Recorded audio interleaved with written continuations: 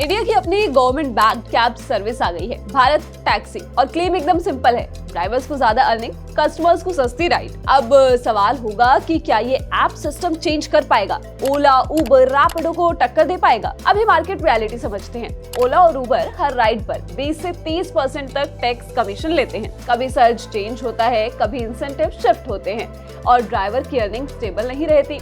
System चल रहा है पर कंट्रोल प्लेटफॉर्म के पास है। इसी को चेंज करने के लिए आई है भारत टैक्सी। लॉन्च हुआ है 5 फरवरी को विज्ञान भवन न्यू दिल्ली में। यूनियन मिनिस्टर अमित शाह ने ऑफिशियली ऐप को इंट्रोड्यूस किया।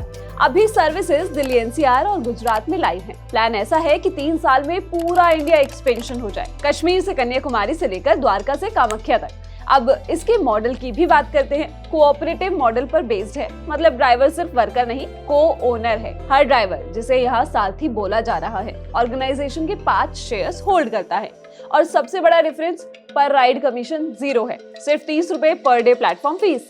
राइड 1 हो या 10, प्लेटफॉर्म कट सेम। इसी वजह से क्लेम है कि फेयर्स 30% तक चीपर हो सकते हैं, बट रियलिटी क्लियर होगी आने वाले टाइम में। अब ऐप के फीचर्स की भी बात कर लेते हैं। सिर्फ कैब बुकिंग नहीं, on demand cab, hourly rental, maximum 12 घंटे, intercity rides, metro ticket booking. और राइड कैटेगरीज की बात करें तो AC, non AC, XL, auto, bike, taxi, ये सब मिलेगा। सेफ्टी फीचर्स में डेडिकेटेड हेल्पलाइन मिलेगी, ड्राइवर वेरिफिकेशन है, दिल्ली में पुलिस इंटीग्रेशन भी है।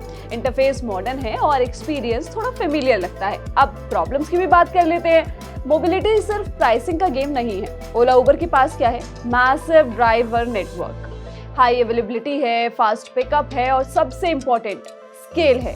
नेटवर्क ही उनकी रियल पावर है। भारत टैक्सी अभी स्टार्टिंग फेज में है, ड्राइवर्स लिमिटेड है, वेट टाइम विजिबल नहीं है, कवरेज छोटा है। और एक रियलिटी ये भी कि काफी ड्राइवर्स अभी भी मल्टीपल एप्स पर ही काम कर रहे हैं, मतलब ड्राइवर पूल लार्जली सेम है।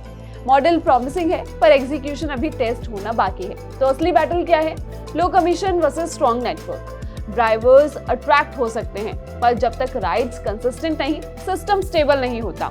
अब देखना होगा भारत टैक्सी डिसरप्शन बनेगा या सिर्फ एक और ऑप्शन। आप भारत टैक्सी के बारे में क्या सोचते हैं, हमको कमेंट्स में बताइए। और अगर अभी तक आपने लेयर्ड को सब्सक्राइब नहीं किया है तो वो भी कर लीजिए।